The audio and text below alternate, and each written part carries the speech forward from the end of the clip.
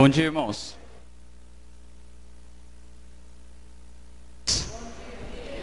Ok. Irmãos, só um aviso. Sei que os ventiladores atrapalham um pouco a escutar, alguns também ficam um pouco incomodados, mas vou pedir para que eles continuem assim, tá bom? Porque está muito calor e aqui dentro fica um forno, essas telhas esquentam bastante.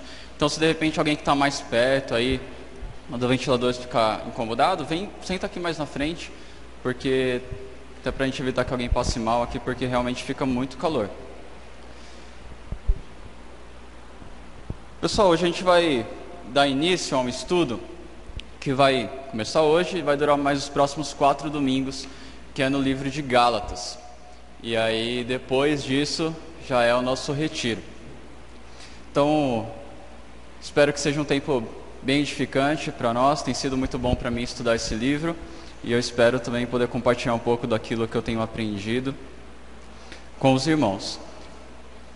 Se o irmão ao longo da aula quiser fazer um comentário, quiser dar um exemplo, ou quiser tirar uma dúvida, isso é bem-vindo, tá bom? Caso a pergunta eu julgue que ela deva ficar para um outro momento, ou para um momento posterior à aula, eu vou pedir que o irmão me procure depois, algo assim, para que a gente possa dar sequência ao estudo do livro, porque é muita coisa para a gente ver em pouco tempo. Dessa vez a gente não vai ter um tempo indefinido para estudar o livro, e eu gostaria muito de conseguir acabá-lo.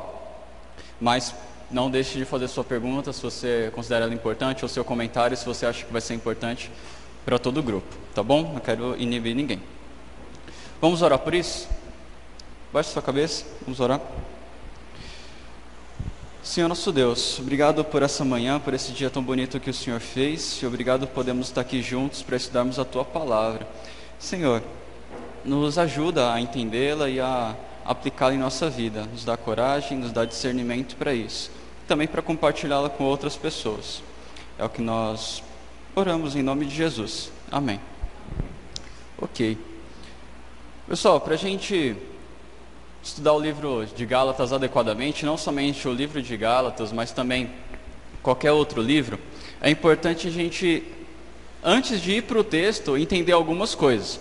Entre elas, esses pontos aí. Então eu quero falar um pouquinho sobre cada um deles. A gente vai fazer uma introdução ao livro, dos irmãos entenderem o que estava acontecendo, por que surgiu a carta de Gálatas, e aí depois a gente começa a ler o texto e vai vendo cada parte da carta, tá bom? Então olha só, primeira coisa sobre o autor, ponto importante. O autor é o apóstolo Paulo. Não existe muita discussão sobre se ele realmente escreveu essa carta. Os estudiosos, pesquisadores, arqueólogos, tudo concordam com isso. E não há também muita necessidade de a gente explicar aqui quem foi Paulo, porque é alguém conhecido nosso. Só para ter certeza que a gente vai caminhar junto, só quero fazer um breve resumo. Paulo, aquele judeu, fariseu, zeloso da lei, que perseguia os cristãos, por achar que os cristãos estavam deturpando a mensagem de Deus, até um dia que ele se encontrou com Jesus, foi convertido e se tornou de perseguidor a proclamador do Evangelho, e se tornou apóstolo do Senhor e um dos personagens de maior destaque na Bíblia. Então esse foi o autor de Gálatas. Com relação ao contexto histórico, o que estava acontecendo? Paulo, depois de um tempo de convertido, a gente não sabe ao certo, cerca de 10 anos, vamos dizer assim, ele saiu para sua primeira viagem missionária numa região chamada de Galácia. Tem um mapa aqui para aqueles que tiverem interesse. Onde tem essas linhas aqui foi onde Paulo passou na sua primeira viagem missionária. Tá? Ele se converteu, passou alguns anos, fez a primeira viagem dele, passando em várias regiões para pregar o Evangelho e estabelecer igrejas. Essa região aqui é a região conhecida como Galácia. Então não era uma cidade só, não era uma igreja só, eram várias igrejas, várias cidades. Ele passou evangelizando aqui em cada uma delas, pessoas foram se convertendo, igrejas foram sendo estabelecidas. Depois, aí Paulo passava um tempo lá, depois ele ia embora para outra cidade, aí vinha um outro apóstolo, ou vinha uma outra pessoa designada pelo apóstolo para poder continuar ali cuidando da igreja, pastoreando a igreja. E toda essa viagem, as conversões, elas estão registradas em Atos. Depois, se você quiser ler Atos capítulo 13, capítulo 14, vai mostrar Paulo passando por essas cidades aqui, Antioquia, Listra e etc. Depois que Paulo saiu, que ele foi para outras cidades, também veio Pedro, veio Tiago, todos eles passaram por ali, esses irmãos conheceram. E isso foi aproximadamente no ano 47, 48 depois de Cristo. Queria ler um trecho com os irmãos, para a gente ver um pouco da conversão deles em Atos. Só um pedacinho, Atos capítulo 13.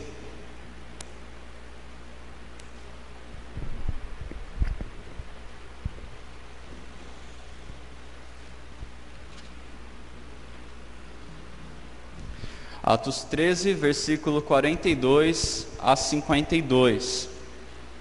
O relato, um trecho do relato da primeira viagem missionária de Paulo. Atos 13, 42 a 52. Diz assim: Ao saírem eles, rogaram-lhes que no sábado seguinte lhes falassem essas mesmas palavras. Aqui Paulo tinha pregado já para um grupo de judeus, ele tinha entrado na sinagoga. E aí as pessoas se interessaram e falou: Ô Paulo, se não me engano, Paulo e Barnabé aqui, Paulo, volta aí semana que vem, a gente quer ouvir mais, a gente vai chamar mais gente, e aí vocês repetem isso aí que vocês pregaram e tal. Versículo 43. Despedida a sinagoga, muitos dos judeus e dos prosélitos piedosos seguiram Paulo e Barnabé, e estes, falando-lhes, os persuadiam a perseverar na graça de Deus. No sábado seguinte, afluiu quase toda a cidade para ouvir a palavra de Deus. Mas os judeus, vendo as multidões, tornaram-se de inveja e, blasfemando, contradiziam o que Paulo falava. Então, Paulo e Barnabé, falando ousadamente, disseram: Cumpria que a vós outros, em primeiro lugar, fosse pregada a palavra de Deus. Mas, posto que a rejeitais e a vós mesmos vos julgais indignos da vida eterna, eis aí que vos volvemos para os gentios, porque o Senhor assim não determinou. Eu te constituí para muitos gentios, a fim de que seja salvação até os confins da terra. Os gentios, ouvindo isso, regozijavam-se e glorificavam a palavra do Senhor, e creram todos os que haviam sido destinados para a vida eterna. E divulgava-se a palavra do Senhor por toda aquela região. Mas os judeus instigaram as mulheres piedosas de alta posição e os principais da cidade e levantaram perseguição contra Paulo e Barnabé, expulsando-os do seu território. E estes, sacudindo contra aqueles o pó dos pés, partiram para Icônio. Os discípulos, porém, transbordavam de alegria e do Espírito Santo. Então aqui é naquela região da Galácia, tá? Essas pessoas aqui são as pessoas a quem Paulo dirige a carta aos Gálatas, pessoas que haviam se convertido, pelo menos muitas delas. Capítulo 14, versículo de 1 a 6, também quero ler com os irmãos, que é importante. Em Icônio, aqui já em outra cidade, tá? Em Icônio, Paulo e Barnabé entraram juntos na sinagoga judaica e falaram de modo tal que veio a crer grande multidão, tanto de judeus como de gregos. Mas os judeus incrédulos incitaram e irritaram os ânimos dos gentios contra os irmãos. Entretanto, demoraram-se ali muito tempo falando ousadamente do Senhor. Então perceba que eles evangelizaram, houve conversão e eles ficaram ali um tempo de discipulado, de relacionamento, etc. O qual confirmava a palavra da sua graça, concedendo que, por mão deles, se fizessem sinais e prodígios. Mas dividiu-se o povo da cidade. Uns eram pelos judeus, outros pelos apóstolos. E como surgisse um tumulto dos gentios e dos judeus, associados com as suas autoridades para os ultrajar e apedrejar, sabendo eles, fugiram para Listra e Derbe, cidades da Licaônia e circunvizinhança. Então aí eles, diante da perseguição, saíram e foram para outra cidade, e lá repetiram o processo, e lá estabeleceram igrejas, e lá passaram algum tempo. Por último, versículo 21 e 22, aí também no capítulo 14.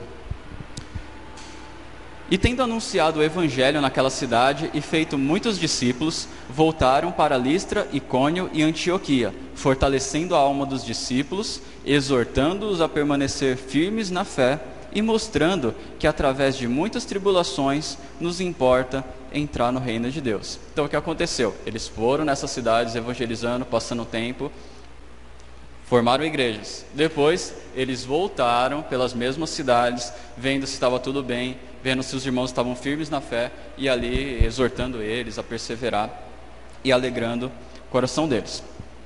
Então é nesse contexto, é para essa cidade, para esse povo, que a carta dos Gálatas vai ser escrita. E ela é escrita no ano 49 depois de Cristo. Então perceba, a viagem foi ali ano 47, 48, e já em 49 a carta foi escrita. Um espaço pequeno entre a conversão deles e a escrita dessa carta. Uma carta que é muito pesada, uma crítica dura de Paulo a essas pessoas. A gente vai ver por quê. Surgiu naquele tempo também, como os irmãos puderam ver aqui no texto, falsos mestres. Esses falsos mestres eram judeus incrédulos, eles não entendiam que a salvação era somente pela fé em Jesus, e eles não queriam aceitar os gentios. Quem são os gentios? Aqueles que não têm o sangue da descendência lá de judaica, né, a linha de Abraão, tudo. Então, nós, por exemplo.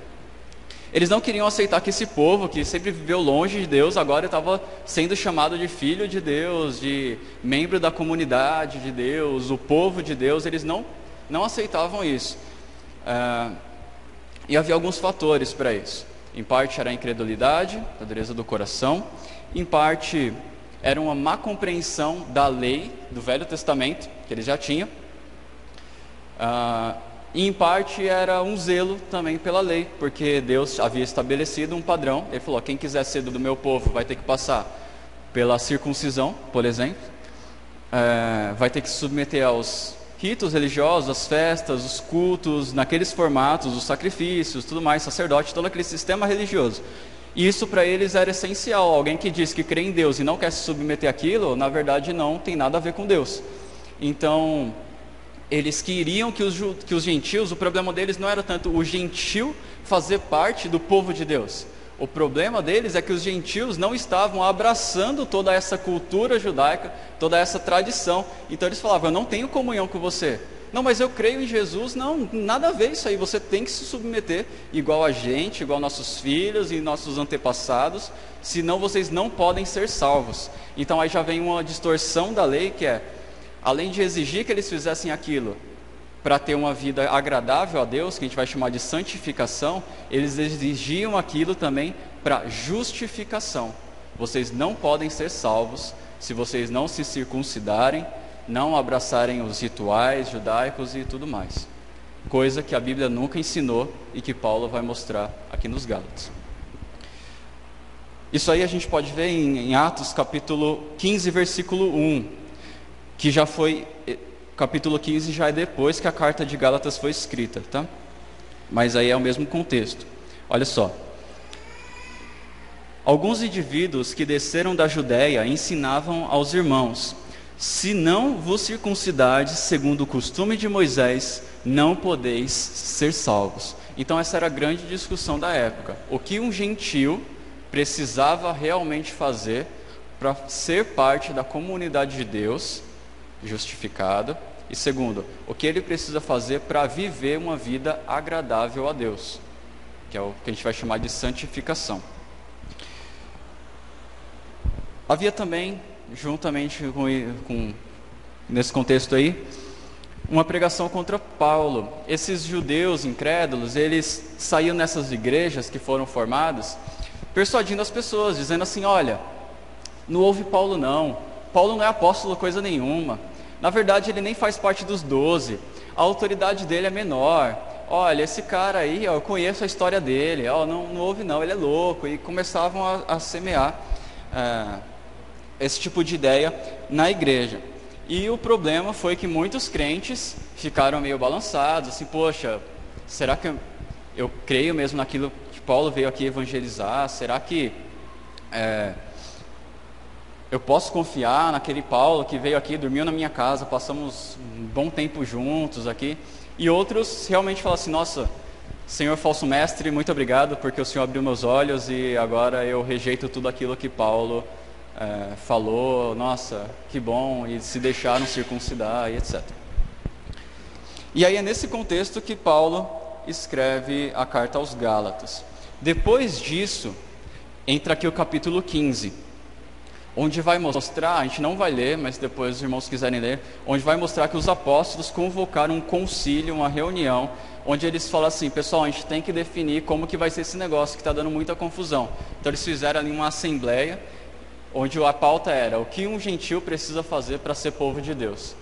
E entre eles houve confusão, tudo até que Deus orientou e eles chegaram a um consenso. Só que a carta aos Gálatas foi escrita antes desse concílio. Então, diante disso, a gente tem um tema aí para o livro de Gálatas, que é a relação entre lei, aí o Antigo Testamento, Evangelho e a liberdade em Cristo, liberdade que alguns usavam de uma forma errada. A mensagem, se a gente fosse resumir o livro de Gálatas, a gente poderia resumir mais ou menos assim: o cristão é justificado e santificado pela fé em Cristo, no poder do Espírito Santo, sem as obras da lei. A carta, os 6 capítulos de Gálatas vão ser para conduzir aqueles irmãos daquela região, das várias igrejas, a chegar a essa conclusão. Se a gente fosse pontuar também alguns propósitos da carta, a gente poderia dizer isso, que foi para vindicar o ministério de Paulo. Ele vai dizer, eu sou apóstolo sim, esses que estão dizendo que não são mentirosos, eu vou mostrar por que vocês podem confiar que eu sou apóstolo. Isso é importante para nós também, porque isso tem tudo a ver se nós podemos dar crédito àquilo que Paulo escreveu ou não. Defender que a salvação sempre foi pela graça, por meio da fé, inclusive no Antigo Testamento. A Bíblia nunca ensinou que a salvação é por obras, ou pelas obras da lei, ou por entrar na comunidade judaica, embora isso teve o seu valor no tempo da lei. Fortalecer a fé dos cristãos, ensinando como que era a vida cristã e evitando alguns extremismos, né, o legalismo, que ele está rebatendo aqui, e ele também vai rebater a libertinagem, porque existe essa acusação. As pessoas falavam assim, olha, Paulo é um cara que quer viver no pecado, então ele chega para vocês e fala assim, ó, vocês não têm mais que viver debaixo da lei. Aí o que as pessoas normalmente pensam? Então pode tudo agora? E aí, essa era a acusação de Paulo. O evangelho desse Paulo aí é um evangelho pecaminoso, é um evangelho carnal, porque ele fala que você não tem mais que estar debaixo da lei. Então Paulo também vai mostrar que não é isso também. Não é legalismo, nem libertinagem. E conduzir os crentes a uma vida guiada pelo Espírito Santo, desfrutando de uma vida plena, desfrutando da liberdade em Cristo, um privilégio que alguns estavam abrindo mão, e o que deixou Paulo extremamente decepcionado, irado. E só algumas observações gerais. É a única carta de Paulo que não tem nenhum elogio, ela é extremamente dura, extremamente pesada, e é dirigida a várias igrejas, não uma só, como nós vimos. Algumas das coisas que nós vamos também ver ao longo desses domingos é a relevância dela para hoje.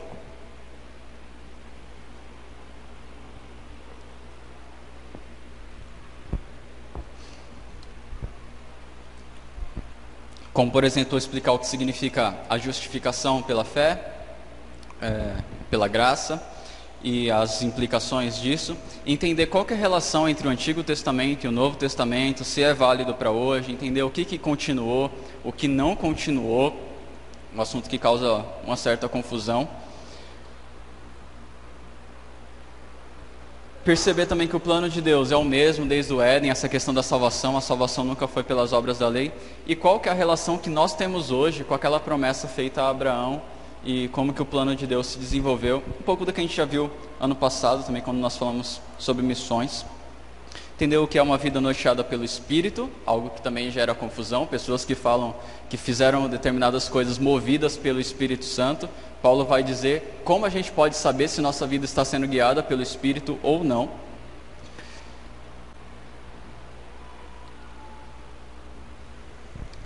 Entender o papel da lei na vida cristã, se ela ainda é importante para nós. Igual outro dia eu fui numa outra igreja e tinha que dar uma devocional lá. E aí eu falei num texto de Efésios. E aí depois do culto uma senhora veio falar comigo e ela disse assim, nossa, eu fiquei muito feliz hoje. Aí eu, por quê, irmã? Ah, porque você falou no Novo Testamento. Ah, é, né? Que bom. É porque, nossa, o pastor aqui tem pregado no Antigo Testamento. Eu não sei por que ele prega o Antigo Testamento. Isso aí já é coisa velha, tem que pregar o Novo Testamento. Eu não quero saber do Antigo Testamento. Mas, irmã, o Antigo Testamento é a palavra de Deus, né? Não, mas é o Antigo Testamento, é o Novo. Agora é o Novo Testamento, eu quero saber do Novo. Irmão, conversa com o seu pastor sobre isso aí, irmã. Vai ser melhor. Então, vamos perceber também qual que é a validade do Antigo Testamento pra gente, porque nós também não temos comunhão com determinadas seitas. Por exemplo, eu não sei se você já se perguntou isso, mas por que nós não somos testemunhas de Jeová? Por que nós não somos adventistas? Por que nós não somos mormons? Ou coisas desse tipo. O livro de Gálatas ele é muito importante para definir até onde vai a nossa comunhão com alguns movimentos.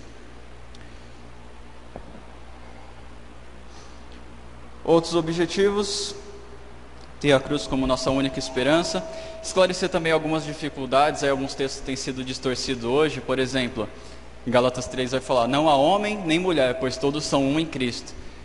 Tem gente pegando isso para defender que não existe diferença de gênero ou papel, ou que Cristo veio trazer a separação dessa comunidade machista que era lá no tempo dele, que significa cair da graça, Israel de Deus,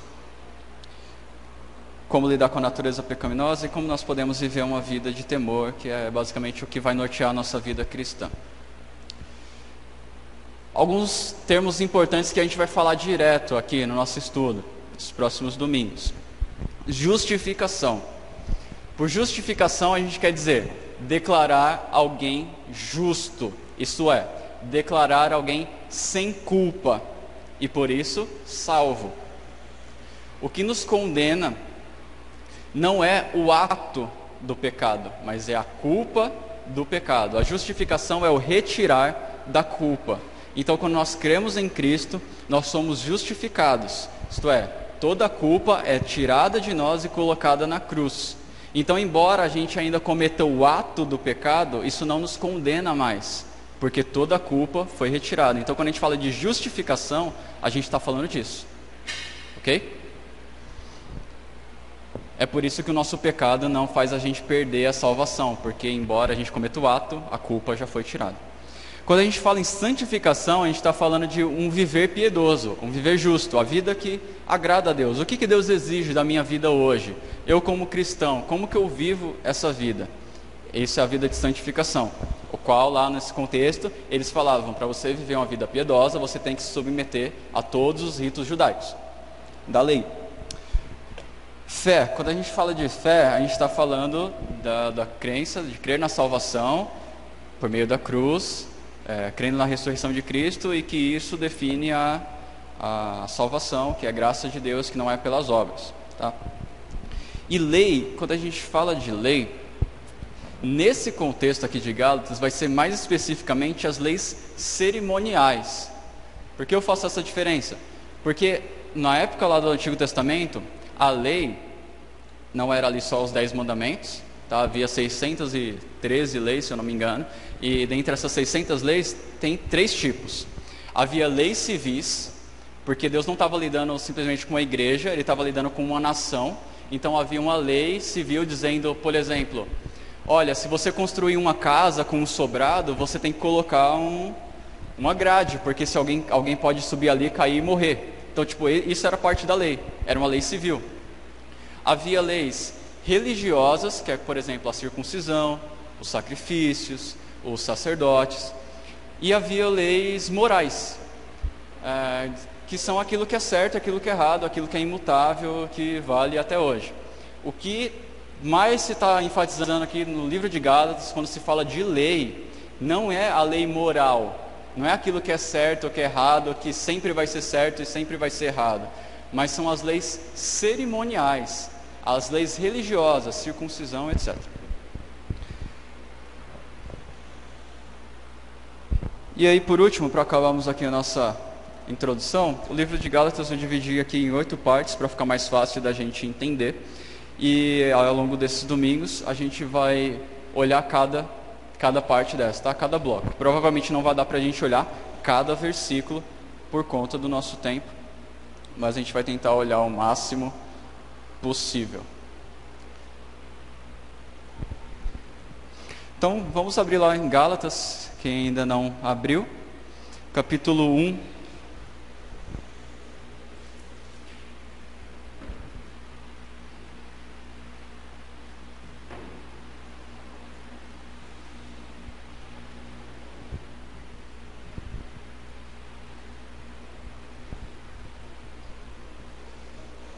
Nós vamos ver a primeira parte,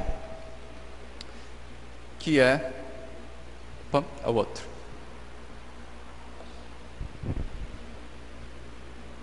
Primeira parte que é a saudação, tá? Que vai dos versículos 1 a 5.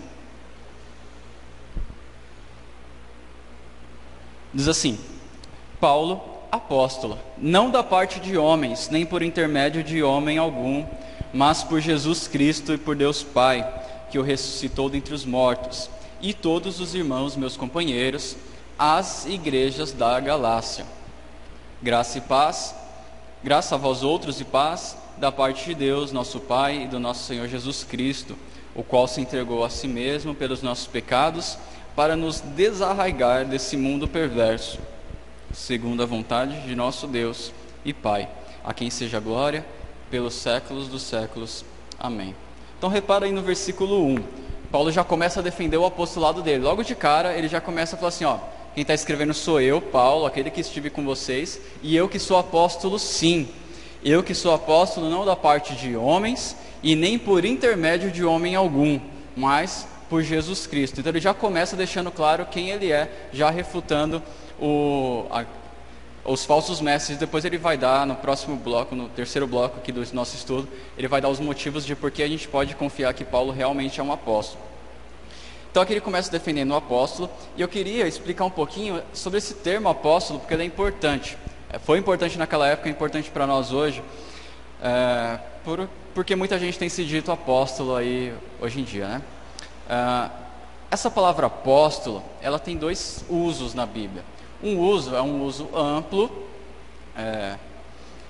e um outro é um uso mais específico, delimitado.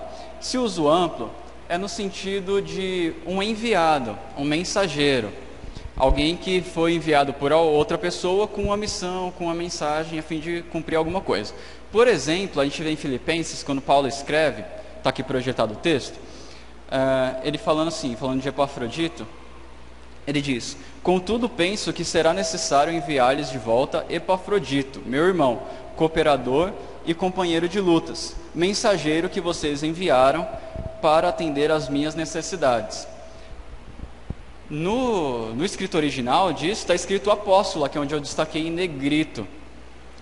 A palavra apóstolo é uma palavra grega, tá? Ela só foi transliterada para a gente ler, mas a tradução dela para o português seria enviado ou mensageiro, alguma coisa assim.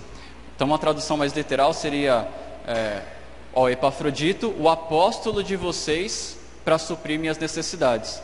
Então Epafrodito foi somente uma pessoa que a igreja designou para levar uma oferta para Paulo e conversar com ele, suprir as necessidades dele. Paulo está dizendo aqui em Gálatas que ele é diferente. Ele não é como Epafrodito, um enviado por uma igreja, um enviado por homens. Por isso que ele fala, eu, Paulo, não da parte de homens, nem por intermédio de homem algum. Não foi também um homem que me designou apóstolo, foi o próprio Jesus. Que aí entra no sentido restrito do apostolado, que são só poucas pessoas na Bíblia que têm isso. São porta-vozes de Cristo para estabelecer o fundamento da igreja. E havia alguns critérios para a pessoa ser um apóstolo. Uma delas, que é colocada no livro de Atos, é que essa pessoa precisava ser uma testemunha ocular da ressurreição de Cristo. Então o cara precisava ter visto Jesus ressurreto. Ele não podia ter dito assim, eu ouvi dizer, me contaram que Jesus ressuscitou, como é o nosso caso. Paulo viu Jesus, ele teve um encontro pessoal com Jesus. Lá quando ele estava fazendo aquela viagem, e apareceu a luz e tudo mais, ele conversou ali com Jesus. Um outro requisito também, que alguns estudiosos colocam, é que esse tipo de apóstolo, no sentido mais restrito, tinha que ser uma autoridade imediata. Não pode ter intermediário nela, tem que ser do próprio Deus para a pessoa. Então não pode ser assim, Deus falou com o líder da igreja, ou a igreja, e a igreja se reuniu e decidiu então que aquela pessoa... Não, isso aí está tendo um intermediário. O apóstolo, segundo que muitos teólogos colocam, ele teria que ser alguém de investidura imediata. E aí é o que Paulo está dizendo, né? Não da parte de homens, nem por intermédio da parte de ninguém. Pegando esse sentido restrito do apostolado, qual que é o perigo de alguém se dizer apóstolo hoje? Nesse sentido mais... Qual o perigo?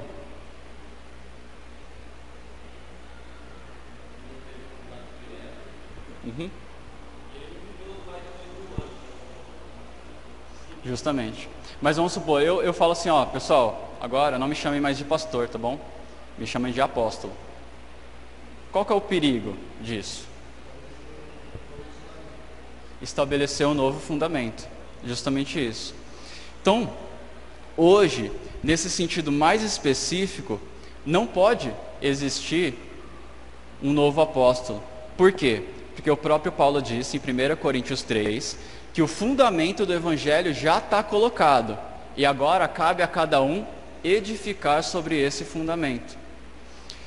Em Efésios 2, lá perto do versículo 20 mais ou menos, vai falar que o fundamento da igreja foi estabelecido pelos apóstolos. Jesus escolheu esses homens para estabelecer o fundamento da igreja.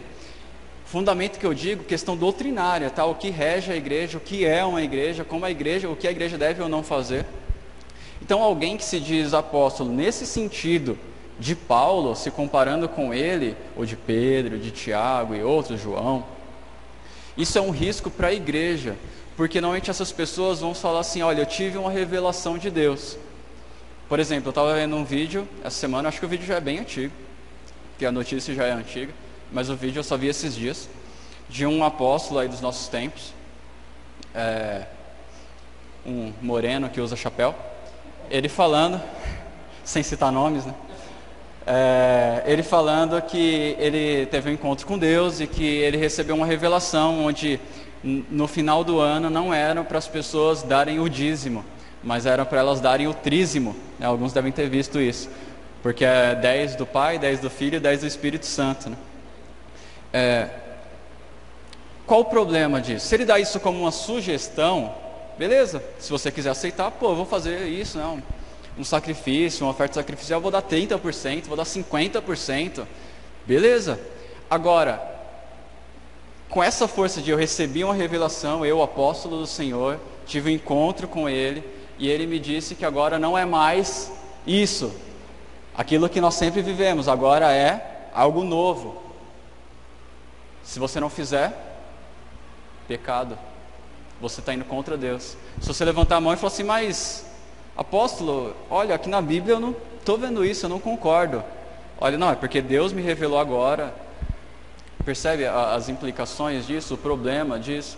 E normalmente quando as pessoas se chamam apóstolos hoje, elas não pensam no sentido amplo, no sentido de eu sou um enviado de Jesus para pregar o Evangelho, as boas novas, eu sou um missionário.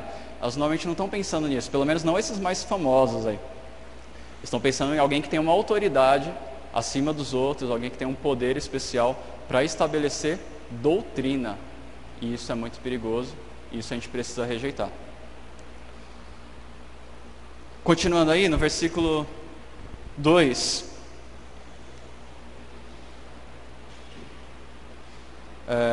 Versículo 2, Paulo fala, e todos os meus irmãos e companheiros das igrejas da Galácia. Ele fala isso porque era importante que todo mundo percebesse que aquilo que Paulo estava ensinando e aquilo tudo que ele vai dizer aqui não era uma opinião só dele, mas tinha todo um grupo, toda uma igreja cristã que compartilhava disso aqui. Então ele fala assim, eu estou escrevendo, mas eu também tenho aqui o apoio de toda a igreja cristã das várias regiões aqui, nossos irmãos. Então isso fortalecia a mensagem dele. Irmãos, algumas lições aí para hoje. Então, cuidado com os apóstolos de hoje, já comentamos sobre isso. Segundo, a autoridade apostólica implica em que quando nós lemos Gálatas, e não somente Gálatas, mas também todo o Novo Testamento, vamos focar aqui no Novo Testamento por causa dos apóstolos. Novo Testamento, nós estamos ouvindo a voz do próprio Jesus. Nós estamos lendo a palavra de Deus. Nós não estamos lendo a palavra de homens. Então o que nós temos nas nossas mãos aqui agora é algo muito valioso, muito precioso. E nós precisamos cuidar e nós precisamos nos interessar por isso. É a palavra do próprio Deus. E nós devemos também nos submeter a isso. Nós não temos o direito de escolher o que a gente vai obedecer ou não. Porque tudo que está colocado ali foi algo preservado por Deus durante todos esses anos, para que chegasse até nós e para que nós a vivamos. Segundo, quando a Bíblia fala, Deus fala, mesmo que você não sinta um arrepio. Por que eu digo isso? Porque algumas pessoas, às vezes vão à igreja, a palavra é lida, é explicada de uma forma adequada, e aí a pessoa sai e fala assim: hoje Deus não falou comigo. Claro que falou. A Bíblia foi lida? Deus falou com você. Tá certo que tem aqueles dias que parece que pega no coração e aperta, né? Aí nesses dias a pessoa fala assim: Deus falou muito comigo. Verdade. Mas naquele outro dia que você não sentiu nada, que você não chorou, que você não sentiu arrepio, que o pastor não falou de toda a sua vida, como se ele já tivesse conversado com você antes do culto, Deus falou com você ali também. Não foi menos palavra de Deus ali, porque não se encaixou em algo momentâneo na sua vida naquele dia. Então quando a Bíblia fala, Deus fala, e cada parte dela é importante para a gente. Por isso a gente deve valorizar isso. Por isso valorize ter a Bíblia na sua língua. Uma oração que eu faço constantemente quando eu estou em casa, assim, vou fazer minha devocional, agradeço a Deus: Senhor, obrigado porque eu tenho a Bíblia em português e eu posso ler aqui. Às vezes a gente vê o relato de missionário, né, quando vem aqui na igreja, mostra, poxa, a gente está traduzindo a Bíblia, olha, eles não conhecem, eles não têm acesso. A gente vê gente recebendo, a hora que receberam um livro da Bíblia, depois de tantos anos, demorou para ser traduzido. A gente tem tudo aqui na nossa mão, palavra de Deus, importante para o nosso crescimento, para a nossa edificação. Também valorize aqui esse tempo que a gente tem de estudo da Bíblia. Quantos irmãos poderiam estar aqui hoje, também ouvindo da palavra de Deus, daquilo que é a vontade dele. Então valorize esse tempo, os cultos. Palavra de Deus, Deus está falando conosco. Sobre essa questão de ler a Bíblia, eu queria só deixar alguns cuidados também aqui, que é, quando você vai ler, uma vez que a Bíblia é a palavra de Deus e Deus quer que você a leia, senão ele não teria deixado um livro para nós, cuidado com uma abordagem meramente intelectual da Bíblia, tá? Como se você estivesse pegando um livro acadêmico e estivesse ali simplesmente examinando os termos e as palavras e as ideias, como se você estivesse num laboratório dissecando um sapo morto. Tá? A Bíblia não é um sapo morto para ser dissecado, ela é para nós nos aprofundarmos de verdade, mas cuidado com essa abordagem somente intelectual. Ou um outro extremo, cuidado também com uma abordagem só emocional, só de autoajuda. Sabe aquela coisa assim: hoje eu acordei e estou meio triste, então deixa eu abrir aqui num salmo, aí lê o salmo, o Senhor é meu pastor, e aí imagina assim, né, respira fundo, tal, como se uma energia tivesse, pronto, agora posso seguir meu dia. Não, também não é assim, algo que você tem que pensar, que você tem que meditar, que você tem que ver quais são as implicações para a sua vida. Cuidado com a abordagem religiosa somente, religiosa naquele sentido de, eu preciso ler a Bíblia, então eu vou lá, leio, beleza, cumpri ali, nem prestei atenção no que eu li, mas li, simplesmente para cumprir um ritual, vamos dizer assim. Cuidado com isso.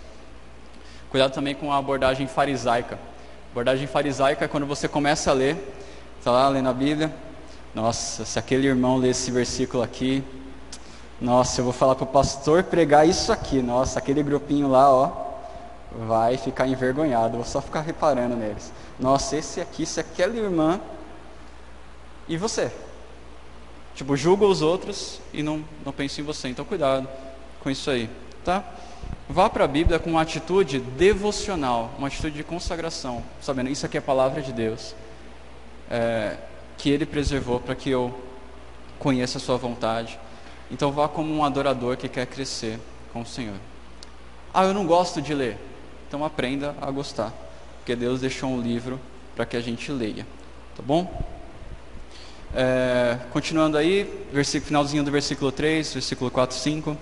Senhor Jesus Cristo, o qual se entregou a si mesmo pelos nossos pecados, para nos desarraigar desse mundo perverso, segundo a vontade de nosso Deus e Pai, a quem seja a glória pelos séculos dos séculos. Amém. O que significa a expressão mundo? Aí no versículo 4. Ele nos desarraigou, ele nos tirou aí pela raiz desse mundo, segundo a vontade de Deus. O mundo aqui é todo esse sistema do pecado, né? Ele nos tirou do reino das trevas e nos trouxe para o reino da luz, para o reino do seu Filho. Resumindo aqui a ideia, nós podemos concluir esse trecho. Ele está dizendo aqui que nós já fazemos parte de um novo povo, nós já fazemos parte de um novo reino. De certa forma, nós já fazemos parte do reino de Deus, embora ainda aguardemos a manifestação completa do reino de Deus. Nós já somos hoje, nós que cremos em Jesus, já saímos dessa esfera do pecado e já estamos desfrutando da vida eterna com Deus, já estamos desfrutando do reino de Deus, ainda que em parte, e ainda que aguardemos também a vida eterna e ainda aguardemos o reino de Deus. Isso é muito importante para a nossa santificação. Se nós esquecemos disso, a nossa tendência é enfraquecendo na vida cristã. Por quê? Porque se eu esquecer que eu sou já de outro reino e achar que eu ainda faço parte do mundo aqui, a tendência é eu me conformar com o mundo aqui. Então, um dos motivos para a santificação é: eu já saí desse mundo, eu não pertenço mais a ele, mas por Jesus eu já fui tirado e colocado em um outro reino, segundo a vontade de Deus. Agora, é uma total incoerência quando a gente escolhe viver no pecado. É porque a gente é liberto da escravidão e escolhe continuar escravo. A gente recebeu a liberdade e escolhe viver no pecado. É por isso que a Bíblia chama o pecador de tolo, e o justo de sábio, porque ele sim está desfrutando a verdadeira liberdade, enquanto o outro está se escravizando no pecado. Se a gente fosse resumir então aqui a parte da saudação, nós poderíamos dizer o seguinte: que a saudação do apóstolo visa defender a autenticidade de seu apostolado e evidenciar as bases de sua fé, o Evangelho de Cristo, que é essa última parte, sair de um reino e ir para outro.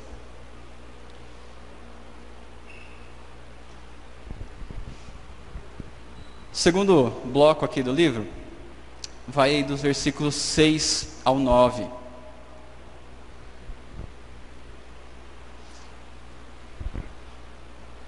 Onde Paulo vai falar sobre a exortação contra outros evangelhos. Versículos 6 a 9 diz assim: Admira-me que estejais passando tão depressa daquele que vos chamou na graça de Cristo para outro evangelho. Lembrando, eles se converteram ali no ano 47, 48, e já em 49 Paulo estava escrevendo isso aqui. Então foi muito rápido mesmo, era uma igreja nova, eles passaram assim. Versículo 7: O qual não é outro, senão que há alguns que vos perturbam e querem perverter o evangelho de Cristo. Mas ainda que nós, ou mesmo um anjo vindo do céu, vos pregue evangelho que vá além do que vos temos pregado, seja anátema, amaldiçoado, maldito. Assim como já dissemos, e agora repito, se alguém vos prega evangelho que vá além desse que recebestes, seja amaldiçoado. Então Paulo diz aqui, eu estou admirado com vocês, porque vocês esqueceram do evangelho dos apóstolos muito rápido. E aí ele faz na escrita dele aqui tem um detalhe interessante. Ele não é essencial para que a gente entenda o texto, mas julgo importante que os irmãos percebam. Quando ele fala outro evangelho, o qual não é outro, ele usa duas palavras diferentes. Não sei se todos vão conseguir ver. Na língua grega existem duas palavras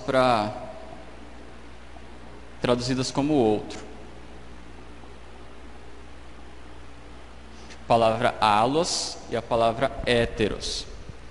Então ele fala assim, me admira que vocês tenham passado, antes disso, A palavra halo significa outro de uma mesma natureza, ou mesma espécie, algo assim. A palavra hétero significa algo de uma natureza diferente, algo de uma espécie diferente, nesse sentido.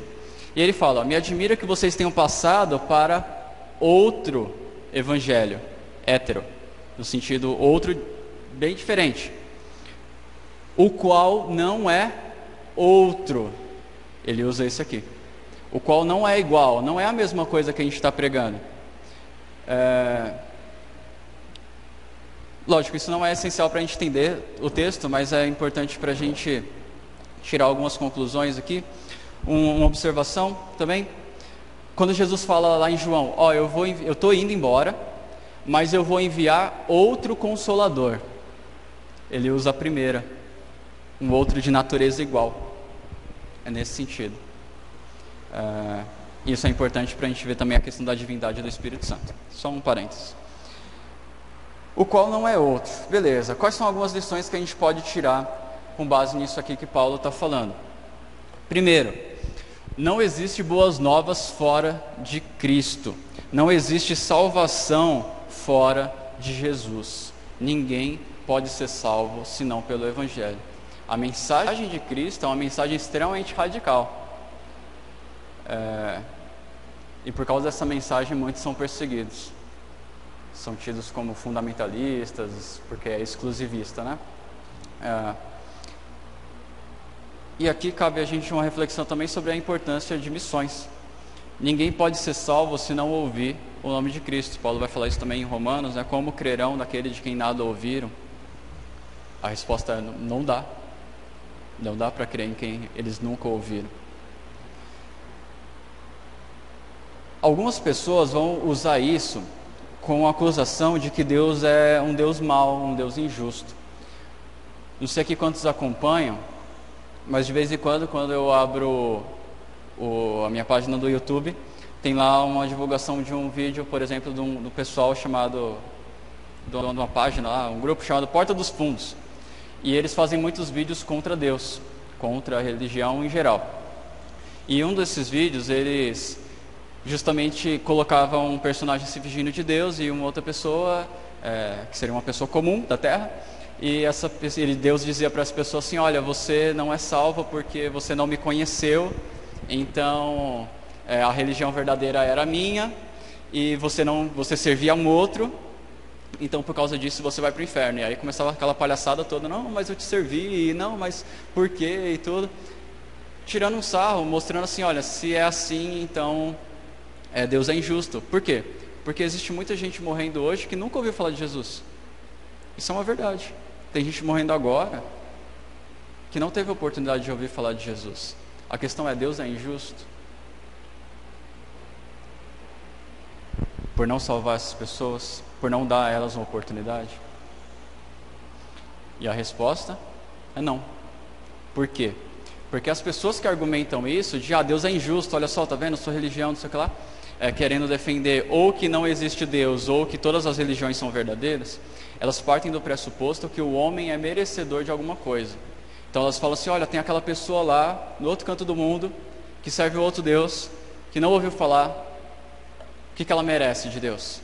A ira de Deus. O que nós merecemos de Deus? A ira de Deus. É isso que todo mundo merece.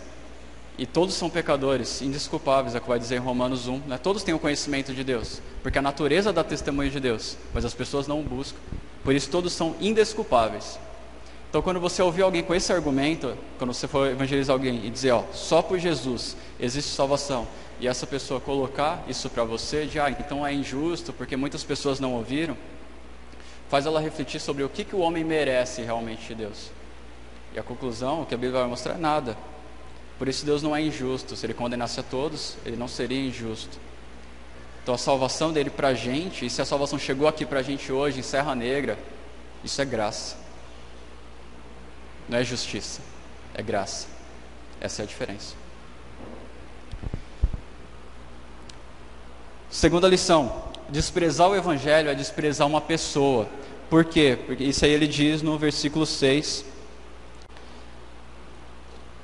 quando ele fala: me admira que tão depressa vocês se afastaram daquele que vos chamou.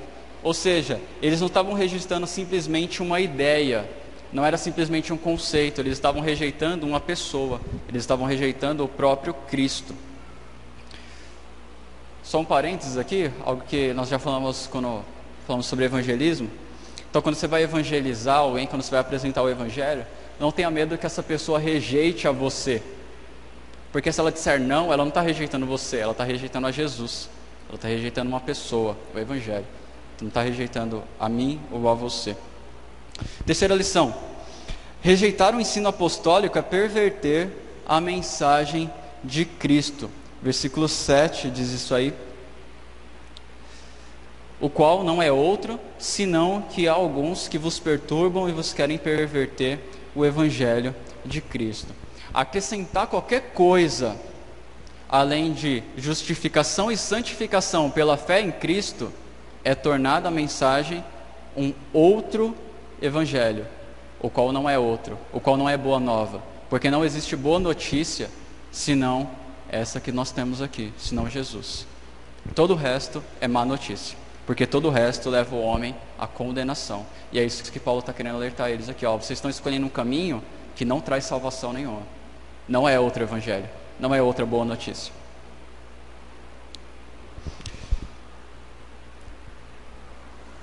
Outra lição: desprezar a graça de Deus causa espanto. Uma reflexão que eu tenho feito é o seguinte: aqueles homens lá naquela época tinham recebido uma mensagem assim, ó: creia em Jesus, Ele é o próprio Deus que veio aqui, mostrou seu amor e de forma imerecida morreu por nós, ressuscitou, e basta você se arrepender dos seus pecados e crer nele e você receberá a salvação. E aí eles se alegraram nisso, creram nisso. Aí chega um outro grupo dizendo assim: não, é o seguinte, você tem que fazer uma série de coisas para conseguir ser salvo, uma série de coisas para que Deus possa olhar para você e falar: bom, agora sim você está apto à salvação. Essas duas mensagens, qual eles preferiram? A mensagem legalista. E isso é uma tendência hoje. As pessoas preferem muito mais algo em que elas têm que fazer para conquistar a sua salvação, que é algo muito mais pesado, convenhamos, do que aceitar a graça, que é de graça. A questão é, por quê? Algum irmão tem uma ideia? Por que as pessoas preferem o caminho mais difícil?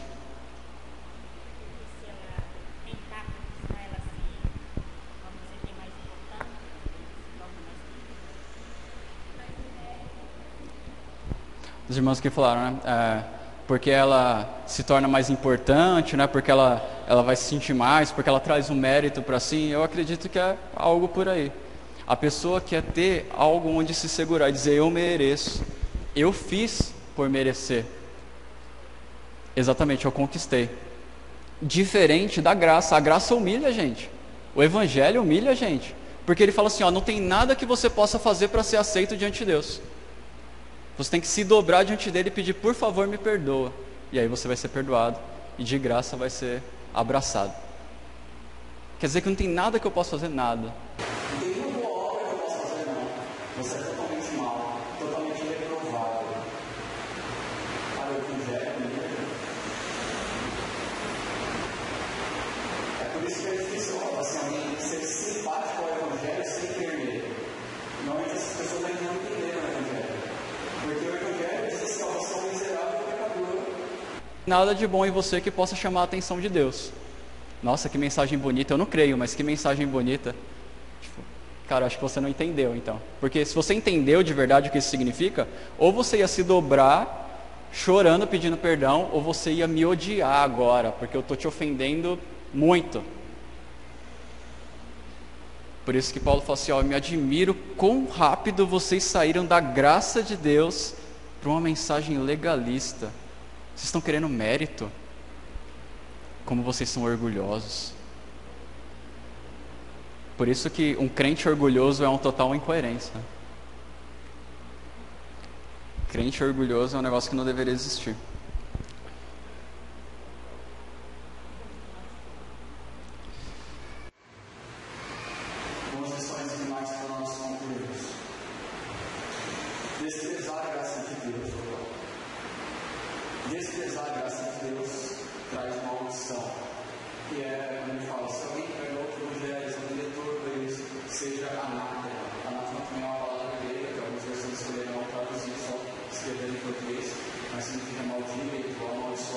Por quê? Porque aqueles que não creem no Evangelho, como Jesus e os apóstolos ensinaram, estão debaixo da ira de Deus. Esses vão receber a condenação, eles estão debaixo de maldição. Outra lição: há momentos em que até anjos e apóstolos devem ser ignorados. Versículo 8 e 9.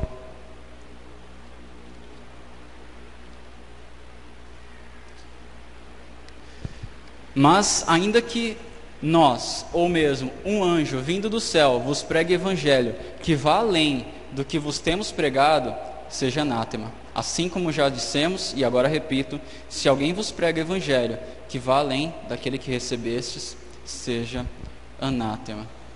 E isso aqui, novamente, cuidado com algo que tem sido muito forte aí, essa questão do misticismo, dessas revelações, ditas como palavra de Deus, que querem estabelecer um novo fundamento para a igreja, uma nova doutrina. Rejeite isso. O fundamento já está colocado. 1 Coríntios 3, Efésios 2 dizem isso.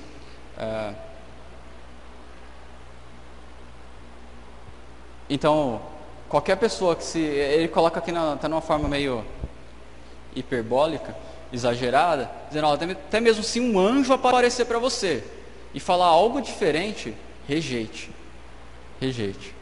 Então a gente não precisa ter medo de levantar a mão e dizer, eu não concordo porque isso não está na Bíblia. Se alguém fala alguma coisa que não está na Bíblia, fala, não, isso não está na Bíblia, é algo que eu tive, algo particular com Deus.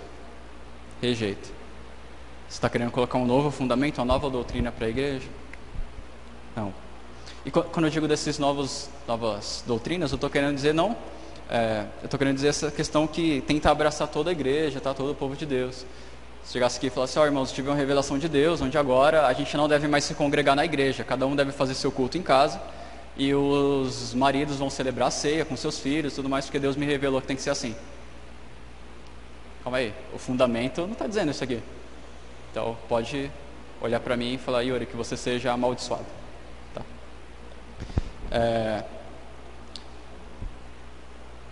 Por causa disso a gente deve julgar tudo à luz da palavra e lembrar que aquilo que a Bíblia traz para a gente já é suficiente para a gente viver uma vida piedosa diante de Deus. A gente não precisa de novas revelações. E também é por esse motivo que nós não temos comunhão com as seitas que se dizem cristãs. Por quê? Normalmente as seitas têm algumas características. Elas alegam para si que somente aquele grupo ali é salvo. Elas têm outros livros além da Bíblia, ou outro livro, um outro profeta, um outro apóstolo, alguém moderno, alguém mais recente. E normalmente elas pregam que a salvação é por meio da fé, mais alguma coisa. Aí cada uma vai dizer o que é esse mais alguma coisa. Então eles estão acrescentando coisa ao Evangelho e estão seguindo pessoas para dar a doutrina que não são os apóstolos, que não são as pessoas do tempo de Jesus autorizadas, supervisionadas pelos apóstolos para escrever aquilo que foi escrito para a igreja. Então esse é o caso, por exemplo, dos Testemunhos de Jeová, que pregam salvação por obras, que tem outros líderes que são também intermediários entre Deus e o povo, mostrando quais são as regras, que de vez em quando eles até mudam, né, quando vê que não funciona. Os adventistas também, embora eles sejam um pouco mais próximos da nossa doutrina, eles também têm as profetisas e os profetas deles, que têm até mais escritos do que a Bíblia toda juntos, e o qual acrescenta coisas à Bíblia, diz coisas que a Bíblia não diz, às vezes diz coisas contraditórias à Bíblia, e eles preferem ficar com esse profeta, essa profetisa, do que seguir a Bíblia. E também é o caso dos Mormons, que tem a Bíblia e o livro de Mormons.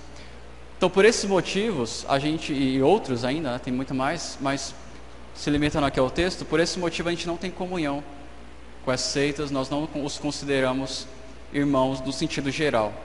Tá? Em alguns desses casos pode até ser que tenha alguém salvo lá, que lendo a Bíblia tenha entendido ou que ainda não percebeu algumas incoerências ali. Mas de uma forma geral, a gente considera eles como seita. Tá? enquanto outras denominações evangélicas que pregam a salvação, a justificação somente pela fé em Cristo, nós consideramos como irmãos. E por último, irmãos, nós terminamos aqui. Esse texto de Paulo nos traz implicações também com relação ao ecumenismo e o universalismo. Já falamos disso outra vez, falei um pouquinho agora há pouco. Só resumindo, então o ecumenismo é dizer assim, olha, todos os caminhos levam a Deus, e então não importa se você serve a Deus de uma forma, se você segue uma doutrina, eu sigo de outra. O Deus que você chama aí de Jesus, eu dou outro nome, mas é a mesma coisa. Todo mundo quer fazer o bem, né? Então vamos dar as mãos e vamos nos chamar de irmãos. Esse texto de Paulo já refuta esse tipo de atitude. E o universalismo diz que no final todos serão salvos. Crentes, não crentes, ateus e tudo mais. Todo mundo vai ser salvo porque Deus é amor, Deus é bom e Deus não pode condenar ninguém. É aquela ideia de o homem é merecedor, ele não merece a ira de Deus e tudo mais. Inclusive, e aí cuidado, existem pastores evangélicos que têm flertado com esse tipo de doutrina, tá? E aqui eu quero deixar, como é uma pessoa muito influente no meio cristão, eu quero alertar aos irmãos.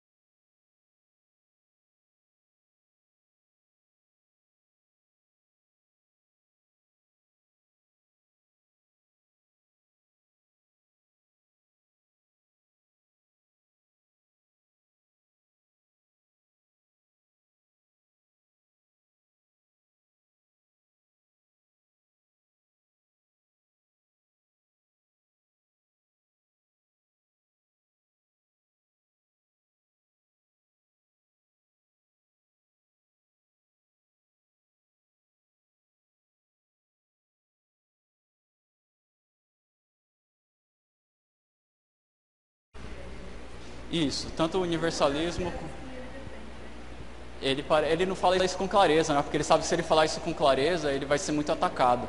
Então ele joga uma ideia, assim, aí o pessoal fica meio na dúvida, pô, ele disse isso? Aí você fica meio assim, aí dá uma embromada, né? E aí você não sabe o que foi que ele disse. Se a gente fosse resumir também aqui agora o segundo ponto, o segundo bloco, poderíamos resumir assim: toda mensagem que contradisser o Evangelho de Cristo deve ser rejeitada.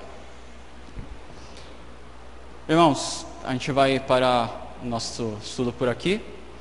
Temos ainda mais 6 blocos a estudar, que a gente vai pegar nos próximos domingos. Espero que esse tempo tenha sido importante para os irmãos e que os próximos também sejam. Vamos orar, agradecendo a Deus? Antes, desculpe, algum irmão quer fazer alguma pergunta? Nós ainda temos 2 minutos. Moisés. Sobre a história ainda do apóstolo, os apóstolos de hoje em dia, é possível até colocar isso que eles conhecem sim a história do apóstolo, se usurpam dessa passagem ou das escrituras para acrescentar nas pessoas que de repente não conseguem entender isso. Por exemplo, vamos citar o nosso pastor Piano.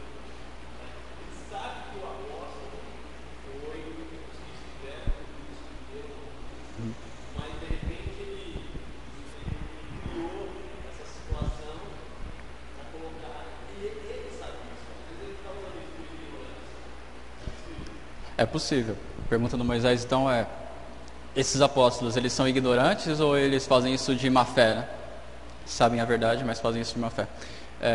Eu nunca conversei com um deles, eu nunca tive a oportunidade de conhecê-lo mais a fundo, mas a gente tem impressões, e as impressões que eu tenho que existem dois tipos desses líderes. Uns que são realmente ignorantes, porque vão na onda daquilo que aprenderam com esses grandes líderes, e outros que são realmente malandros,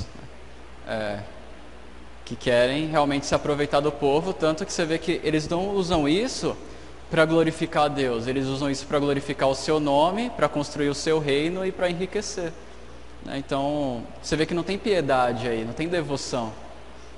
Então, aí você vê que é pecado mesmo, né? Que é algo assim.